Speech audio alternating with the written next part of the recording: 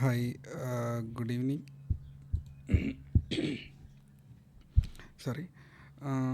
ഇന്ന് രാവിലെ നമ്മൾ മാർക്കറ്റിൻ്റെ ഒരു അനാലിസിസ് ചെയ്തിട്ടുണ്ടായിരുന്നു. സോ മാർക്കറ്റിനുള്ളിൽ ക്ലിയർ ആയിട്ടുള്ളൊരു നെഗറ്റീവ് ചാനൽ അവിടെ പറഞ്ഞിട്ടുണ്ടായിരുന്നു.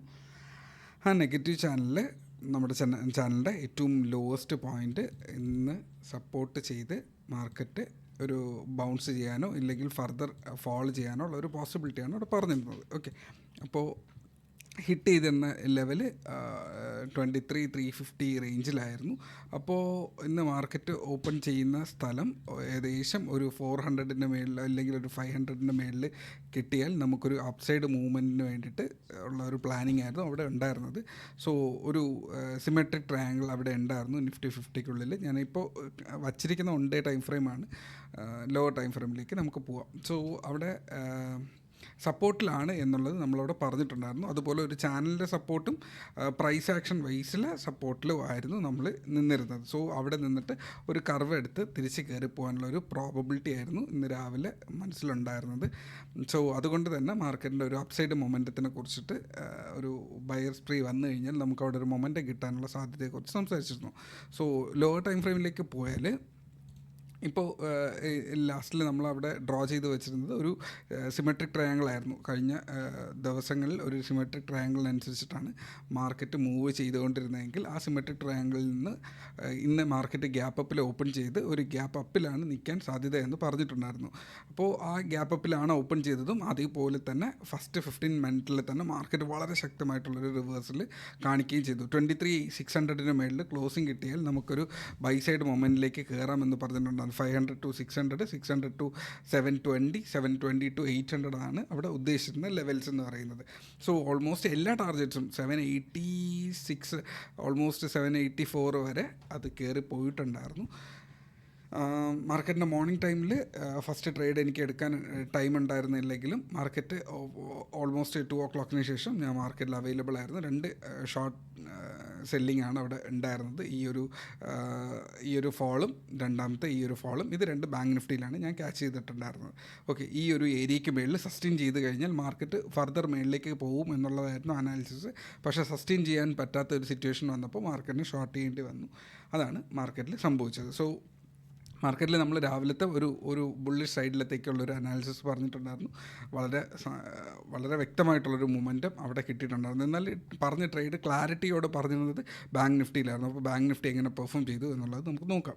ഓക്കെ, അപ്പോൾ ബാങ്ക് നിഫ്റ്റിയിൽ ഓൾറെഡി നിഫ്റ്റി വളരെ വീക്കായിരുന്നെങ്കിൽ ബാങ്ക് നിഫ്റ്റി സപ്പോർട്ടിൽ നിന്ന് ഏകദേശം 2 ക്യാൻഡിലായിട്ട് ഗുഡായിട്ടായിരുന്നു നിന്നത്. സോ ഓക്കെ, അപ്പോൾ മാർക്കറ്റ് ഒരു ട്രെൻഡ് ബ്രേക്ക് ചെയ്ത് സപ്പോർട്ട് എടുക്കുന്ന ഒരു സിറ്റുവേഷനിലാണ് നമ്മളിപ്പോൾ നിൽക്കുന്നത്. സോ ഇതിൻ്റെ ടൈം ഫ്രെയിം ഞാൻ മാറ്റിയാൽ നമ്മൾ രാവിലെ എടുത്തിരുന്ന ഒരു പാറ്റേൺ എന്ന് പറയുന്നത് ഒരു പക്ക സിമെട്രിക് ട്രയാങ്കിൾ ആയിരുന്നു. സിമെട്രിക് ട്രയാങ്കിളിൽ ലാസ്റ്റിൽ ഇവിടെ ഒരു ചെറിയൊരു ഫ്ലാഗിലാണ് നമ്മൾ നിന്നത്. സോ ആ വീഡിയോയിൽ തന്നെ പറയുന്നുണ്ട്, ഫ്ലാഗ് ബ്രേക്ക് ഔട്ട് ചെയ്ത് ഇതിൻ്റെ ഹൈയിലാണ് നമ്മൾ ഓപ്പൺ ചെയ്യുന്നതെങ്കിൽ ഫർദർ ഇത് മുകളിലേക്ക് പോകാനും ഇല്ലെങ്കിൽ ഈ ഒരു ലോ ബ്രേക്ക് ചെയ്യുകയാണെങ്കിൽ നമുക്ക് താഴേക്ക് പോകാനുള്ള ഒരു പ്രോബബിലിറ്റിയാണ് നമ്മളവിടെ സംസാരിച്ചിരുന്നത്.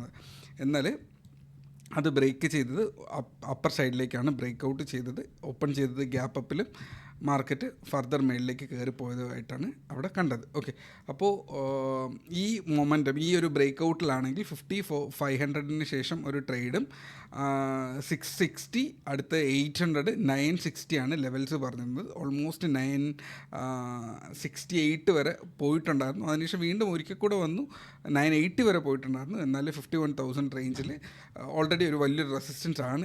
ഈ സപ്പോർട്ട് പോലെ തന്നെ ഒരു റെസിസ്റ്റൻസ് ഉള്ള ഏരിയയാണ്. അവിടെ നിന്നിട്ട് സെൽ ഓഫ് വന്നു. അപ്പോൾ ഒരു ഡബിൾ ടോപ്പ് വെച്ചിട്ട് മാർക്കറ്റ് ഒരു കറക്ഷൻ വന്നു. കറക്ഷൻ അത്യാവശ്യം സിവിയർ ആയപ്പോൾ ഞങ്ങളും പൊസിഷൻ ഷോർട്ടിങ്ങിലേക്ക് പോയി എന്നുള്ളതാണ് അവിടെ സംഭവിച്ചത്. ഓക്കെ, അപ്പോൾ 2 ക്യാൻഡിലായിട്ട് ഈ ഒരു ഫോളിംഗ് ക്യാൻഡിൽ പോയിൻറ്റ്സ് എടുത്ത് ഇറങ്ങി എന്നുള്ളതാണ്. ഓക്കെ, അപ്പോൾ അനാലിസിസ് വളരെ നന്നായിട്ട് വർക്ക് ചെയ്തു.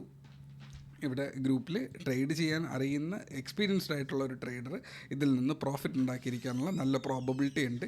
സോ നിങ്ങൾക്കത് നന്നായിട്ട് വർക്ക് ചെയ്തു എന്ന് ഞാൻ വിശ്വസിക്കുന്നു.